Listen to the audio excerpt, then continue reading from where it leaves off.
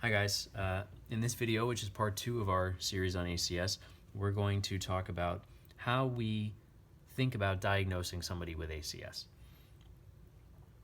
Briefly speaking, the way that I like to think about diagnosing someone with ACS is to consider consider 3 questions, and we'll get to each of them in order.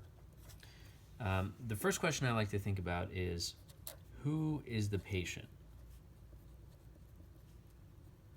And what I mean by that is, what is their pre-test probability of having coronary atherosclerosis or coronary artery disease?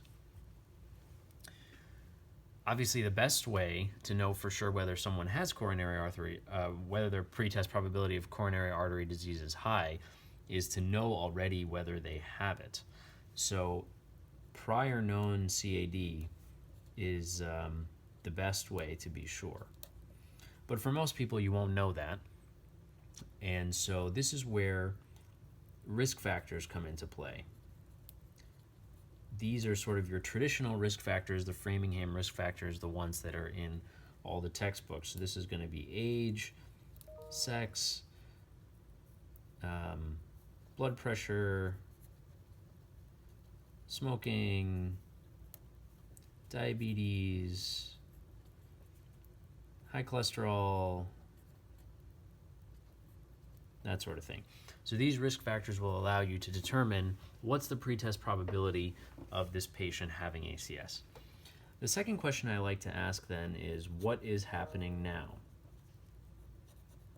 What are the details of the acute event that has caused the patient to come to care?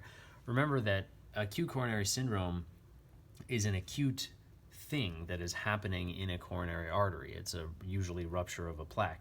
And as a result, people usually have an acute manifestation of their symptoms. So we'll talk in a little more detail to separate out things you might see on history or things you might find out on history and things you might see on physical exam. On history, there's the typical sort of manifestations of ACS that I'm sure you guys have heard about. So this is going to be chest pressure or pain, sometimes squeezing, sometimes tightness. It's substernal. It radiates to the jaw or to the arms. It can be associated with nausea. It can be associated with dyspnea. It can be associated with diaphoresis. All of these are the typical things that you would see. In addition to that, I'll mention a few other things that I found to be useful. As you know, many people don't have all of these symptoms or have only some fraction of these symptoms. So a few other things I've found to be useful historically. One is that people just kind of look toxic.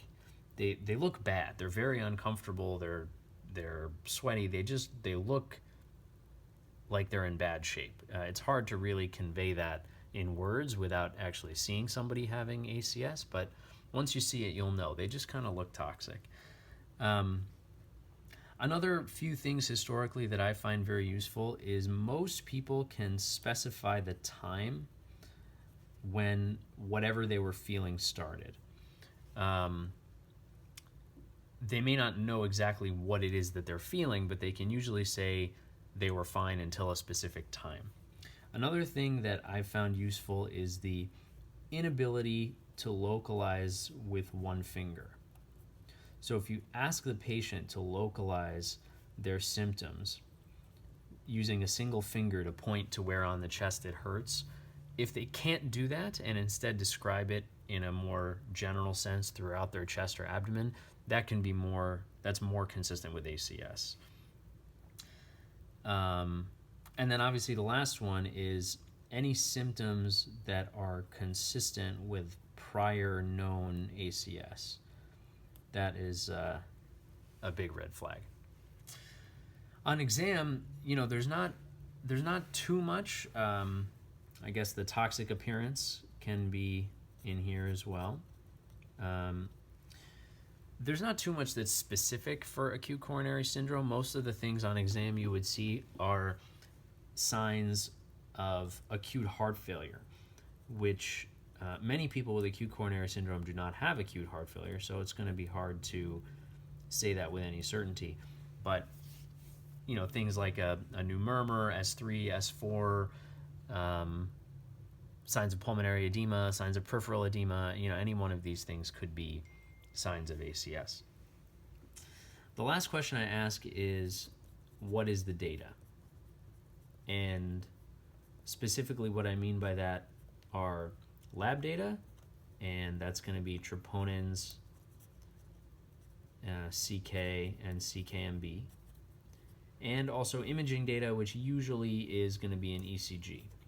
And again, you're looking for ischemic changes on the ECG. ST elevations in a particular pattern are the most concerning. ST depressions, T-wave changes can also be very concerning depending on what's going on. So by thinking about these three questions, who is the patient, what is happening now, and what is the data, you can have a framework for approaching an individual patient who comes in with an acute chest pain syndrome.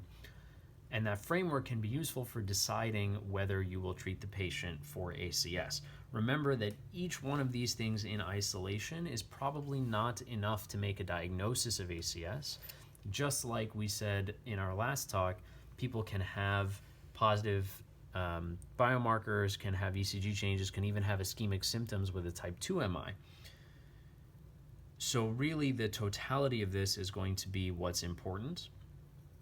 These decisions of whether to diagnose someone with ACS are not easy to make. And once you make your overall clinical assessment, some people might call it ACS, some people might not call it ACS, depending on the case.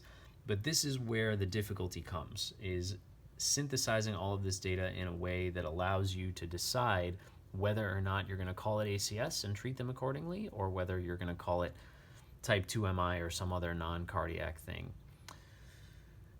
So the next question will be, okay, you've decided a patient has ACS, now what do you do about it?